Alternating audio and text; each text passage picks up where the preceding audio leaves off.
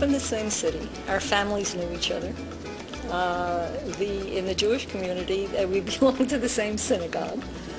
And the Hebrew school, the Hebrew school that I went to, his mother was my Hebrew school teacher.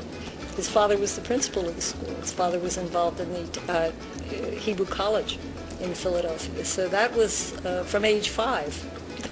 We never met, we just always knew each other. But it was during the sort of adolescent years that we became, where there got to be a relationship.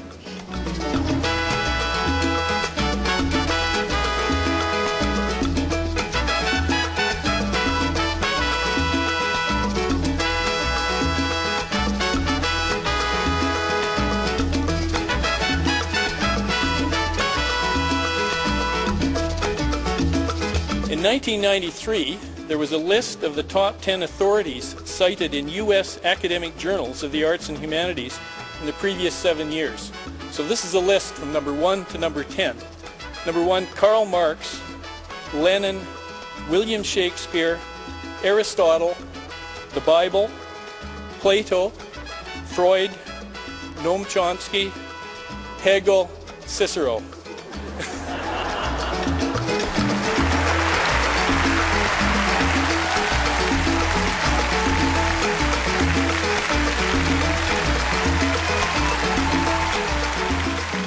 If I'm a persona that attracts people, the world's in real trouble. I mean, I'm not a. If I had the capacity to be a good speaker, which I don't, I wouldn't use it. I mean, I'm a boring speaker, and I like it that way. And if people want to come and hear me, that's fine. I don't do a song and dance, and I don't have fancy rhetoric. I doubt very much that anybody is attracted by whatever the persona is. People are interested in the issues, and they're interested in the issues because they're important. But the so-called war on terror, there are people who want it to be a war against Muslims. I mean, I'm sure that's Osama bin Laden's fondest dream. If he could turn it into a war against Muslims, he'd have won.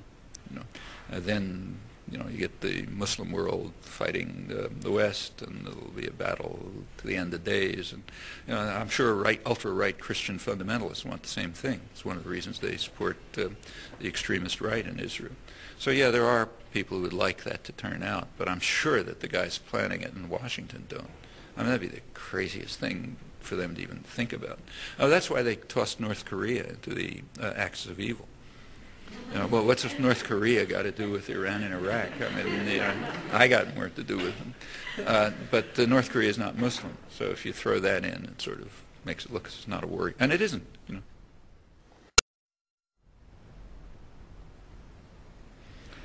Nobody knows what's going to happen once you start a war. Just take a look at history. Anybody who tried to predict was usually wildly wrong. It's just too many things can happen. But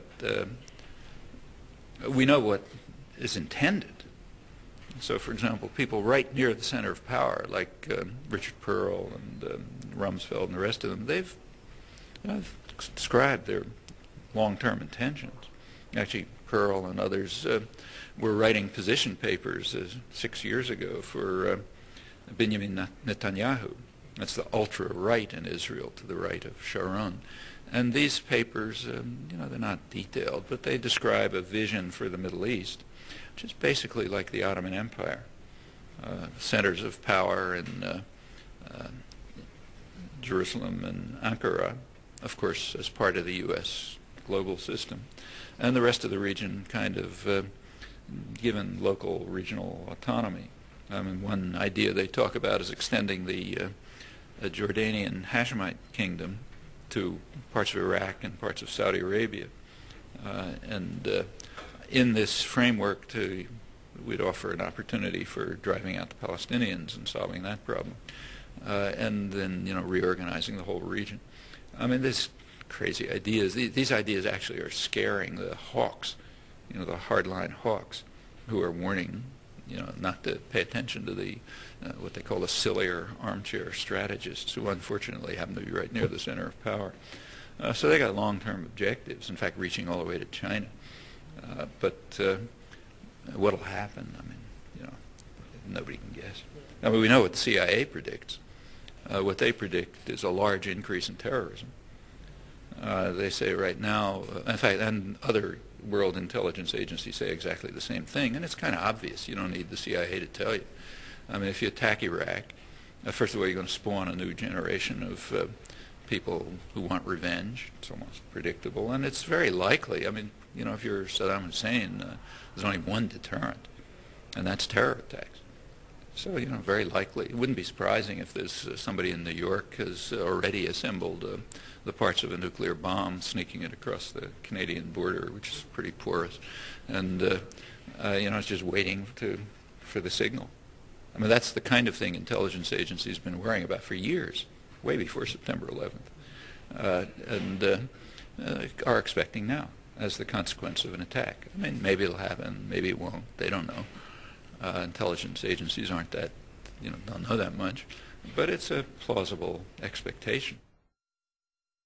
Notice that the threats to our interest at that time could also not be laid at Iraq's door. This is March 1990.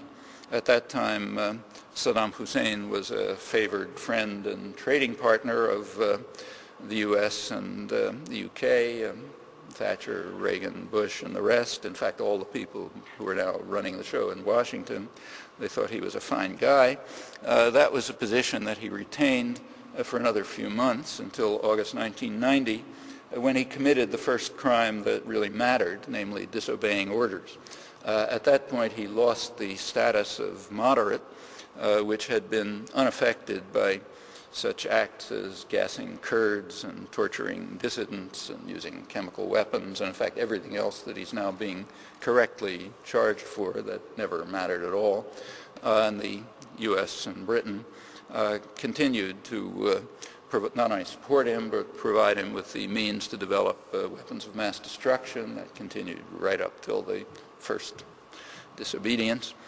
These are all, again, facts it wouldn't do to mention in these grim days right now, especially when Tony Blair and George Bush and everyone else is talking about how we can't let this monster survive after he committed all these crimes, which they then enumerate, all accurately, but always missing a few words, like with our help, because we didn't care, and therefore we continued to provide him with weapons of mass destruction after them. That's invariably missing, as you can see. But it was there, and there were also reasons. The reasons were very straightforward. So as the State Department explained in early 1990, the reason is that our duty to support U.S. exporters. That's when they were overriding cabinet objections and congressional objections in continuing support for their friend Saddam, who was fulfilling his function properly, and continuing to help him develop weapons of mass destruction. George Bush the first was authorizing support for him up to the day before the invasion of Kuwait. The British were a little slower on the draw, and they continued doing it a couple of days later before they managed to realign their priorities. But Saddam Hussein's crimes had absolutely nothing to do with it. All of his worst crimes were behind him at that